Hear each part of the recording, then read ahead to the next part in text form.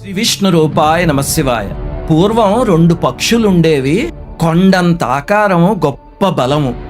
నిశాకరుడనే ముని ఆశ్రమంలో పెరుగుతూ ఉండేవి. ఒకసారి ఆ మహర్షి దేవలోకానికి వెళితే ఈ పక్షులు రెండిట్లకి ఒక చిలిపి ఆలోచన వచ్చింది. ఏమిటంటే, సూర్యుడు అస్తమించేలోపు సూర్యుడి వరకు ఎగురుదాము, ఎవరు ముందు చేరుకుంటే సూర్యమండలానికి వాళ్లే గొప్ప అని. 2 ఎగరడం మొదలుపెట్టి సూర్యమండలం వరకు వెళ్తూ ఉంటే తమ్ముడు ఆ వేడికి శోషొచ్చి కింద పడిపోవడం మొదలుపెట్టాడు.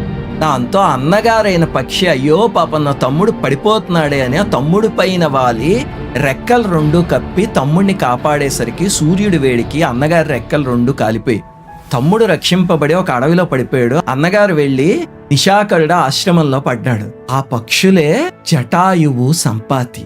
సంపాతి రెక్కలు కాలిపోయి ఆశ్రమంలో పడితే ఆ మహర్షి చూసి, అయ్యో నేను లేనప్పుడు ఇద్దరు ఎంత పని చేశారు, బాధపడకు, మీ ఇద్దరి జన్మలు సార్థకం అవుతాయి.